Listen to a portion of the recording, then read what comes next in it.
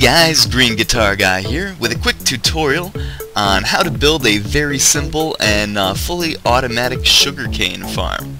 But before we get going with the build, I just want to give credit to Mumbo Jumbo for the original design, and also to a friend of mine, Dreads Banana, for telling me about Mumbo's video. I will leave a link to the... Whoa, there it goes. I will leave a link to the video in the description. And if you're curious about what the difference is between the two builds, I've tweaked the design a little bit, at least to something that would work a little better for me in a survival world. So yeah, buckle up, let's get building.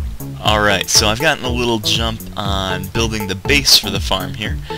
Basically what you're going to want to do is lay down a first row of block. I use stairs, but you are welcome to use whatever block you think would look nice. The second row here is going to just be the channel where the water will go, and the third row is either going to be sand or dirt. It'll be where the sugarcane will grow, and sugarcane can grow on either sand or dirt.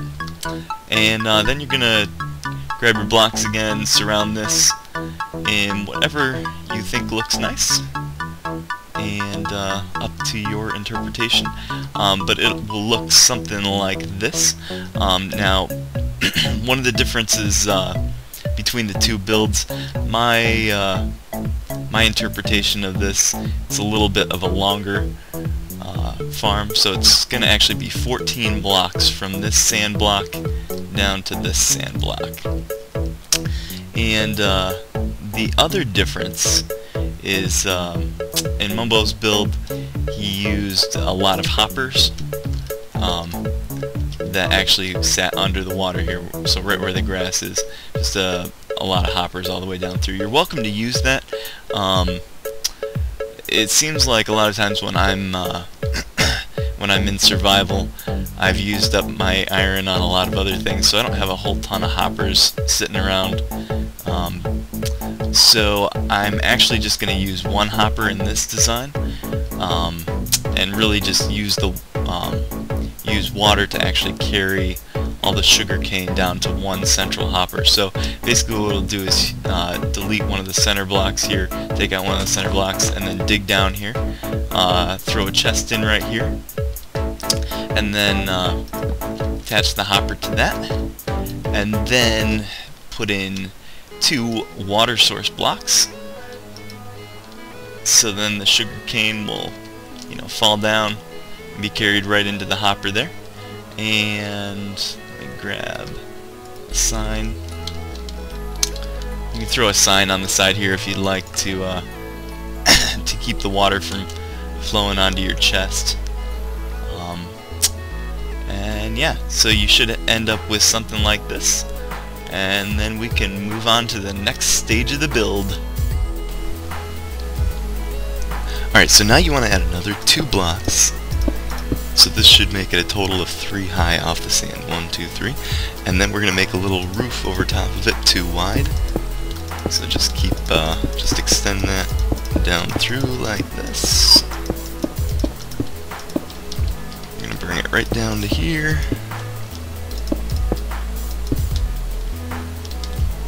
That in, and now we can take your regular piston and put it right on the back here.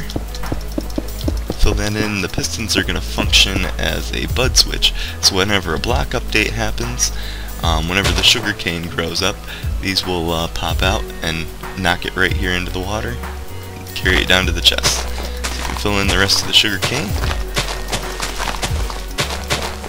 and now we can move on to the back for the redstone. Alright, so the redstone side of things is really pretty simple, so we're just going to take redstone, and you'll start it here at this first piston, and you're going to lay down 15 redstone. So it should bring you right to the edge there, and this will have signal running through it, so it'll complete the circuit whenever a sugar cane grows and cause these pistons, because they're all acting as sensors. So whenever a sugar cane grows, it'll complete the circuit, causing all the pistons to fire off and knock the sugar cane off the front. So we're going to put one more piston facing up right here, and the redstone is going to be powered actually using a comparator and a furnace. So it will actually be the comparator will be functioning as a reactor. So we're going to put a furnace right here. In the furnace we are going to put 14 of any item. We're going to just use sugarcane because that's what I have. And then there will be a block of sand on top of this piston. Whenever these pistons fire, this one will also fire up, and the sand will cause the signal here to be reset. So then that signal will go into a comparator, and then we'll build up one and build these out, and then 2 redstone here, because 14 is of the sugar cane in this furnace is enough to power 2 blocks of redstone after the comparator. So 1, 2, and then we are going to put a redstone repeater for the signal, and there we go. So the redstone is functional. So let's go test it around front. Alright, so one last thing that I forgot. If you want to throw a row of glass panes along the front here, it'll help keep the sugarcane from being thrown outside of the water channel. Alright, so let's test it out. Put a sugarcane up there, and as you can see, drops right in. So that's all I've got for this time, guys. Thanks so much for watching.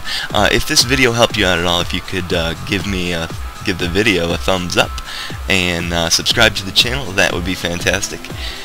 Thanks so much for watching, guys. I will catch you later.